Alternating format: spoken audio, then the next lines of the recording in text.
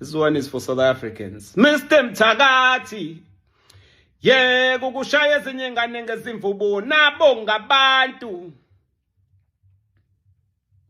Wemnumzane Mchunu. Yeko ukubiza abanye abantu ikwerekwere nabo ngabantu. Lenkululeko yethu mina kangiboni. Ngiboni kazi lethu bafowethu lichithwa izandla zethu.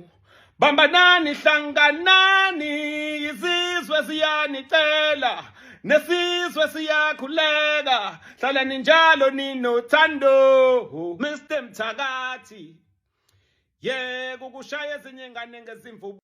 Hey uyishiphi weZulu boy uyishiphi bengikuthemba uyishiphi umpedo nekhathi ebhedayo siphomolo isani leso senze ekhanda uyabheda uyasibhedela nokugcoba ikekesi umfana usumpofu wena manje awukahla busy kabi awukahle manje uthi nge30 sibayeke kusho wena msusidakelwa wena awukahle. Okay guys, it's about time. It's been a long time guys. Zulu boy has been quiet. Habi, ube quiet. Ube quiet. Ibizwa ngokuba quiet ke le yanto. Awusiyeke baba sibhizi kabi thina la. Nalento nje yokusebenzisa lo yabafowethu. Angani noma eUSA bayawuzwa lo bafowethu usebenzise lapha. Lalela baba, ngiyathemba ukuthi leyo ngoma leyo uyicule ngesingisi. Ngiyathemba ukuthi uyicule ngesingisi ngoba angiboni bayasazi isiZulu lapha eUSA. Habi. Umuntu akanencome, umuntu akaninikeza izimbali zenu nisaphila nina sizukulwane samanje, nina sizukulwane esingathetheleli, nina sizukulwane esingalibali, nina sizukulwane samaqhuphu. Hayi umuntu akanincoma ninikeze izimbali zenu. Uyaqhamuka ke lapho uZulu boy uyamemezela wenza umfanekiso uyawuphanyeka ukuthi ucela ukuthi axhaswe ingoma yakhe entsha iphumile. Ucela uxhaswa abantu basemhlabeni okusho ukuthi ubandakanya nabantu baseningizimu Afrika. Ngikutshela ukuthi ke wonke umuntu kule video waseningizimu Afrika wonke ofike wakhomenta lapha akekho noyedwa osho into epositive. Bathi nje Zulu boy ngeke ukubone lokho thina sikakhohlwa. Hamba wena uyocela ama-Nigeria alalele ngoma yakho. Angithi ke uZulu boy waphawula kule ndaba yalomshikashiko oqhubeka lapha eningizimu Afrika wemarch and march nokulungisa kizwe ama-illegal immigrants uma ngabe ke exoshwa. Wathi yena niza nophobic, yekelani ukuba xenophobic. Yathi South Africa akayikulungile. Siyakuzwa Zulu boy. Siyazi sokubamba phi thina ngoba usazosidinga. Hayi abuya ke inkabi ithi zothi hayi lalelani umngoma yami nje mhlambe yona isikho mhlambe enza nje le video nisikhohliwe ayisazi nanyaka ukhohliwe nokuthi kwathiwa nje hayi kahle mkhulu kahle khehla hayi cha nisizukulwane impela sokugcina esingathetheleli esingenanembeza sikhandi ziyenzeka. Sanibona makhanya mfana. Lona uBig Zulu lo, not uBig Zulu, sorry. uZulu boy. Uhlala eMelika kwaNkosikazi. Uyeka busy ngalento zokucula iphinde zithi ucisha zingacishi, unemployed uyifanela nathi. Ziyacisha icishi. Indaba yakhe ayicaci kahle naleke amakoti basambekile nje asazi bambekele kodwa ithi into ke uBig Zulu uZulu boy sithe uma sisasebhizi sibhizi nje basinamanje sibhizi asiyekelile shadat besiphazamisa leli hibe lefu elimnyama esisalwa nalo but esesilingqobile lo sithe uma sisasebhizi ukuthi sithi abokufika abanganamaphepha baphume bephele eSouth Africa yena usemelika ngamaphepha bese athi abanye aba-invade eSouth Africa ngaphandle kokuthi babe namaphepha ukusijwala kabe in the highest order. Ukukhulumela lokho wathi uya-advocate illegality ukuthi abantu bangene ba-invade eSouth Africa ba-take over illegal eSouth Africa. Kusho yena ngomlomo wakhe wathi yena thina South Africans sinalungelo lokudefend eSouth Africa. Kusho lo wakusho lo wazi wacula ngumlahle khona video yakhe ikhiphe ecule ethi thina siphume siphele nje endabeni zokuthi sithi defend izwe lethu esisele nalo lilodwa yena naye siyamnceda nje bengekho nje makwenzeka exoshwa lapha kamakoti la kipite khona makwenzeka bemxosha bembonga uzobuyela kuliphi izwe makathengisa ngale. So sinawo ama-artist afana nalawa because ama-artist adecide ukudefend South Africa oMngongoma o-Ayandantanzi o-Pastor Mjosti o-Israel Zulu oMthokozisi Thobani njalo oThobani Oskambo baningi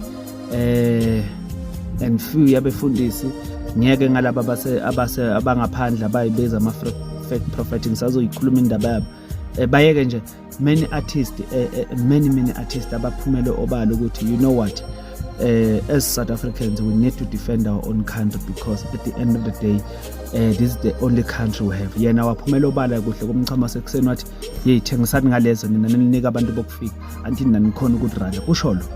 So manje while still defendela ukuthi naye makaxoshwa because into yasemendeni ayikho guaranteed ungene ngepipi lo senzela ukuthi uma kungukuthi liyamlahle la kubo lapha emendweni akwazi ukubuya athola ikhaya abuye izwe lisasekhona ezandleni zakithi abantu base South Africa what decide ukuya against the will of the South Africans.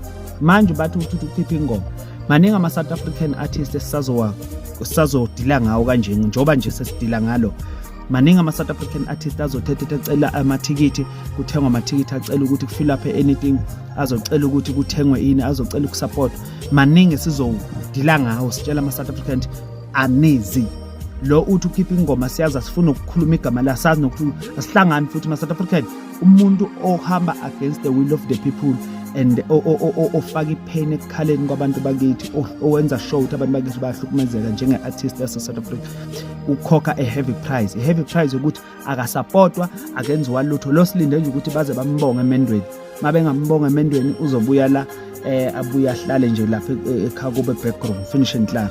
So into ezokwenzeka nje i1 wena ukuthi ukhiphile noma ukhiphile tshela abantu base Mozambique, Malawi, Zimbabwe bakusupport because the one that is you were supposed to protect you throw them into the wolves while isabizwa ngama-vigilante nawa ede lakhe igaba while isabizwa ngokuthi xenophobic nawa ede lakhe igaba. So maningi ama-artist afana nawe sizodila ngawo kanjengoba sidila ngawo nje that's the heavy price sithi thina njengama-South African lapha emuva ema-South Africa mtsheleni ukuthi kwagogezola isupport oyithola kulaba bade badefend kwagogezola sizi ewubani yena funa ukusupport kithi.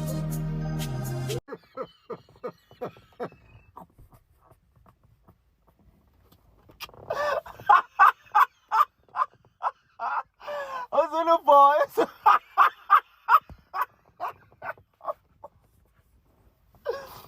Zulu boy ayo bafana kuthiwa intombi yakhe le umfazi wakhe le wangalena la ekhona usehlale wahlala wathi hayi ngeke mfana ngithi ngikathele ukukondla mina engikathele ukukondla ngeke awuhambe ubuye nomsemculweni kube khona income nyana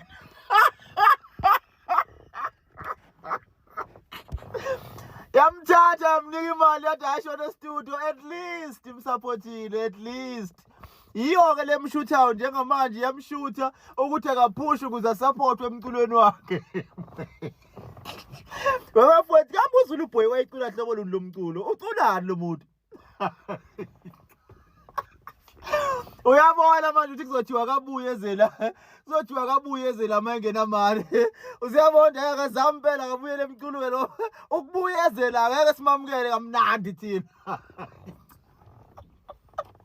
sihlela webaba sisazi xenophobic sisaphusha yona xenophobia hlala lapho cula lapho bakulalele lapho. Hello Mzansi, welcome to Mgosa Mzansi. If today is your first time visiting this channel, please do the right thing and click the subscribe button. Usangingene abantu baseMzansi umquli lithiwa igama lakhe ngizulu boy. Zulu boy siyamati kakhulu sikhula nje thina labaningi uyaqula vele and uyimoshile ke ngalesikhane video ayiphanyeka lapha enkundleni yokuqhumana la akhuluma khona nabo uphakela umthakazo ukuthi uphakela umthakazo abayekele abantu bokufika eSouth Africa ngalokungekho emthethweni batifikele ukuthi abangaqoshwa ukuthi ba-right uma bafika banganawo amaphepha abayekele bahlale eSouth Africa. And people are really disappointed because people are saying ukuthi they didn't expect such a behavior from Zulu boy. People are saying ukuthi baze baba disappointed, so people are calling him out, dragging him, coming for him really hard for Lula Khulumile indzaba yakhe ukuthi adefend ama-illegal foreigners. Siyariko ukuthi right now think uhlale e-America yini lo mfana but siyamala ukuthi wala South Africa KZN, and people are saying ukuthi saze sadumala, and some people are saying ukuthi besikuthanza but hey usiphoqe sonke. Do comment your thoughts down in the comment section. Don't forget to hit the notification bell. I'll see you in the next one. I'm signing out. So goodbye.